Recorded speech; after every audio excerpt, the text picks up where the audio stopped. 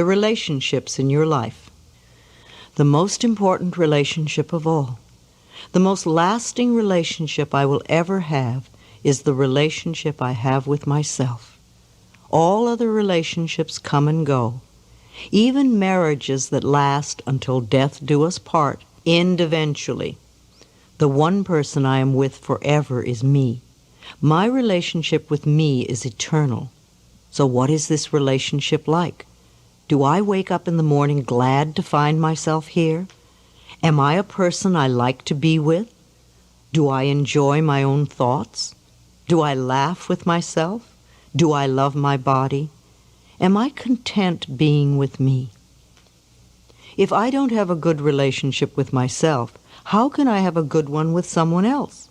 If I don't love myself, I will always be looking for someone to complete me, to make me happy, to fulfill my dreams. Attracting healthy relationships. Being needy is the best way to attract an unsuccessful relationship. As author Wayne Dyer says, in any relationship in which two people become one, the end result is two half people. You see, if you expect the other person to fix your life or to be your better half, you are setting yourself up for failure. You want to really be happy with who you are before you enter a relationship. You want to be happy enough so that you don't even need a relationship to be happy. Also, if you have a relationship with someone who does not love himself or herself, then it is impossible to really please that person. You will never be good enough for someone who is insecure, frustrated, jealous, self-loathing, or resentful. Too often we knock ourselves out trying to be good enough for partners who don't have any idea how to accept our love, because they don't love who they are. Life is a mirror.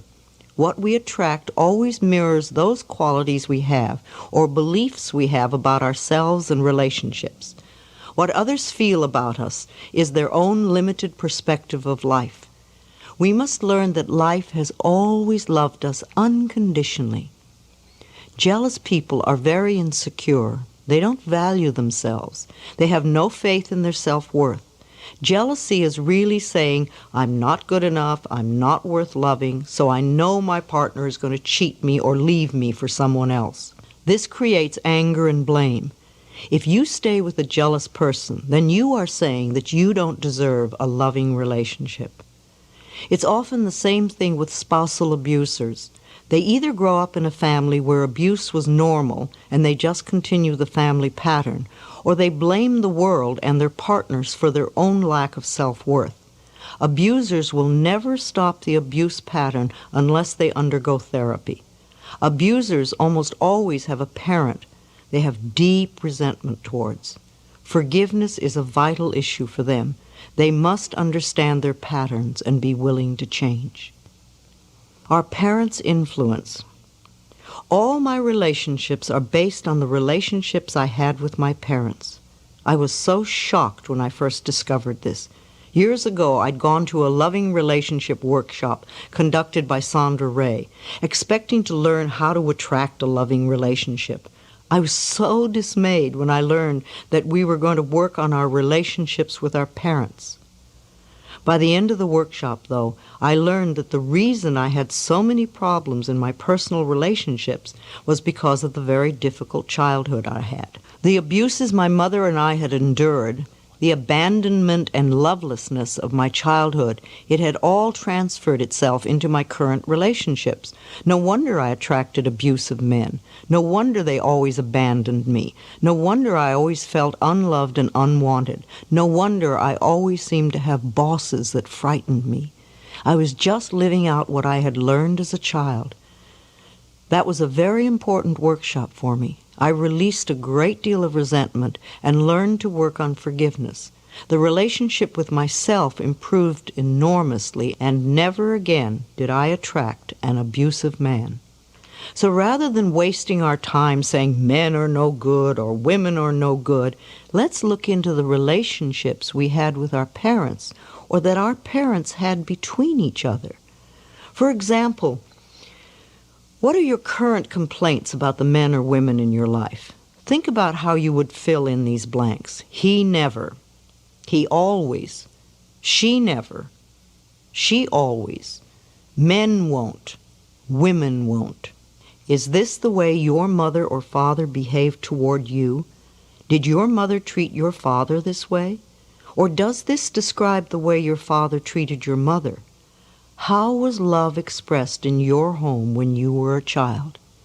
You may have to reach back into your childhood relationship with your father or mother to resolve deep-seated fears surrounding a relationship. Ask yourself, what do I have to give up to be in a relationship? How do I lose me when I'm in a relationship? What messages did I receive as a child that created a belief in me that relationships are painful? Affirm the love for yourself. Perhaps you have a very difficult time setting limits, and people tend to take advantage of you. You may be sending out a message that says, I do not value and respect myself. It's okay to abuse me and take advantage of me. But this does not have to be true for you any longer. Begin today to affirm your love and your respect for yourself. Look into a mirror frequently and tell yourself, I love you.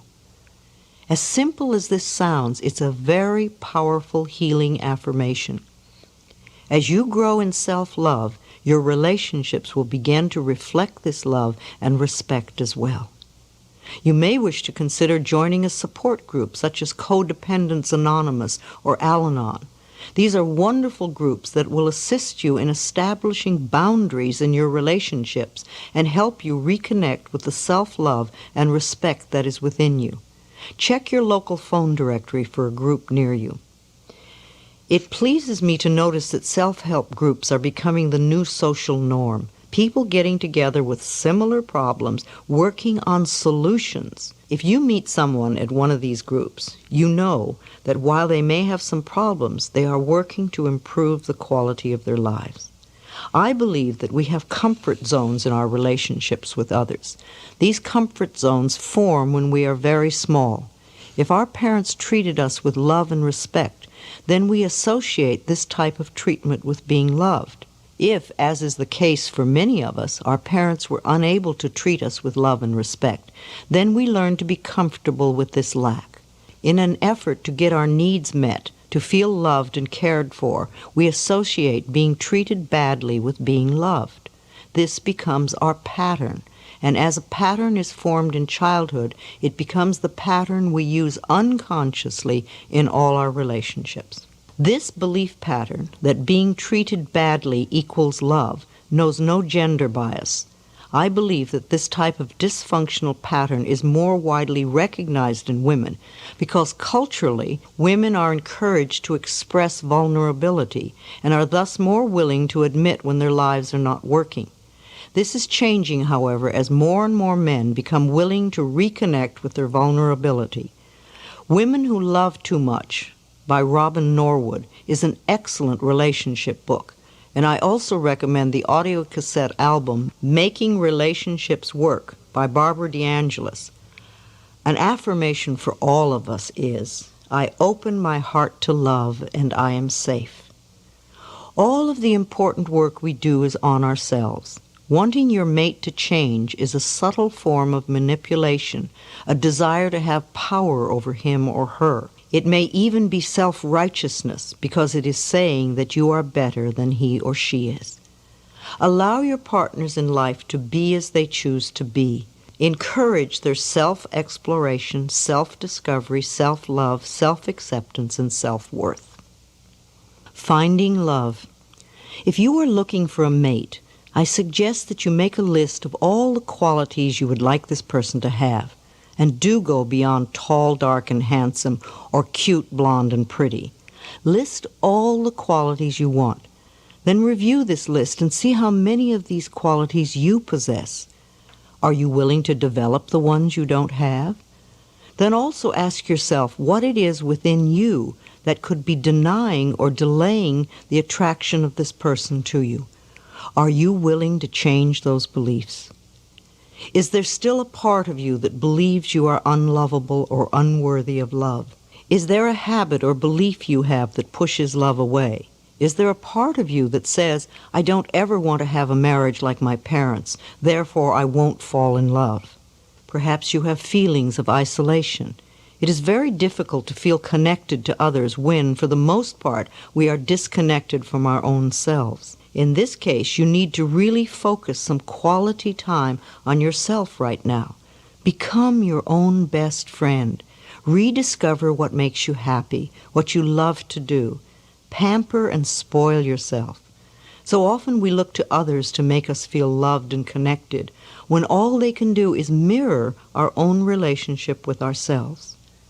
What do you think you deserve in an intimate relationship? When we are coming from a place of feeling we can never get what we really want, it usually means our belief system supports not deserving. Is this what you truly believe about yourself? That you can't have what you truly want? This particular mental pattern no longer needs to be true for you. You can begin to make a change today. Make a few lists, such as what I believe about men, women, love, marriage, commitment, fidelity, trust, and children. These lists will show you any negative beliefs you need to change. You may be surprised by some of the messages that are hidden in your consciousness. Clean them out, and you may be delighted to see how different your next relationship is. It's interesting to note that most psychics report that the majority of people who come to them ask at least one of three questions. Psychics hear these same questions over and over. How can I get a relationship? How can I get rid of a relationship? How can I increase my finances? If you are in a relationship that you really want to get out of, use that all-powerful tool, blessing with love. Affirm, I bless you with love and I release you. You are free and I am free. Repeat this often. Then really be clear on what you do want in a relationship. Make a list if you need to. In the meantime, work on loving yourself non-stop. Love and accept the other person completely, just as they are. As you change and grow inside, you will find that one of two things happens automatically. The other person will either align with your desires or they will disappear altogether. If they leave your life, this transition will be smooth. Always begin by loving and appreciating yourself. Everything else will change. Use the affirmation, I now discover how wonderful I am. I choose to love and enjoy myself. It is very important to clean up and resolve old relationships in order to commit to a new one. If you are always talking about or thinking of your last love, you are not yet free and clear to enter the new one. Sometimes we deify our previous love in order to protect ourselves from being vulnerable in the present moment. In her book, A Return to Love, Marianne Williamson shares this wonderful barometer for our choices. She states that in all of our interactions, we are either moving towards love or moving away from love. Ideally, to be fully happy and alive, we want to be making choices in our life that move us towards love. As you work on resolving the blocks that stand between you and your relationship, practice being your own lover. Treat yourself to romance and love. Demonstrate to yourself how special you are. Pamper yourself. Treat yourself to small acts of kindness and appreciation. Buy yourself flowers. Surround yourself with colors, textures, and scents that please you. Life always mirrors back to us the feeling we have inside. As your inner sense of love and romance grows, the right person to share in your increasing sense of intimacy will be attracted to you like a magnet. Most importantly, you will not have to give up any part of your own self-intimacy to be with that person. The end of a relationship. The end of an affair is often a very painful time. We go into the I'm not good enough routine and punish ourselves. We think that because the other person no longer wants to be with us, there must be something wrong with us, and we often fall into deep despair. It is not true that there is something wrong with us, though. All relationships are learning experiences. We come together for a period of time. We share energy and experiences for as long as we can. We learn what we can together. Then there comes the time to part. This is normal and natural. Don't cling to an outworn romantic relationship just to avoid the pain of parting. Don't put up with physical or emotional abuse just to be with someone. You will never have a fulfilling life if you cling to old experiences. When we allow ourselves to be treated with disrespect, we are saying, I am not worth loving, so I have to stay here and accept this behavior. I can't bear to be alone with just myself, and I know that I'll never find another relationship. These negative affirmations pull you down. Instead, listen to the signals. When a relationship ends, life is giving you a chance for a new experience. This can be a time for deep gratitude, of acknowledging the good times you had together, and of appreciating all the learning experiences. Then you can release that relationship with love and get on with the next step in your life. This is a time for loving yourself with tenderness and understanding. This is not the end of your world. It's the beginning of a new phase. With love for yourself, this new time of your life can be far more wonderful than what you are just ending. Affirmations for the relationships in your life. I have come here to learn that there is only love. I am discovering how wonderful I am. I choose to love and enjoy myself. As a magnificent creation of a loving God, I am infinitely loved, and I accept this love now. I am open and receptive to a wonderful, loving relationship. By thinking loving, supportive thoughts, I create a loving, supportive relationship. I open my heart to love. It is safe for me to express love. I get along with everyone.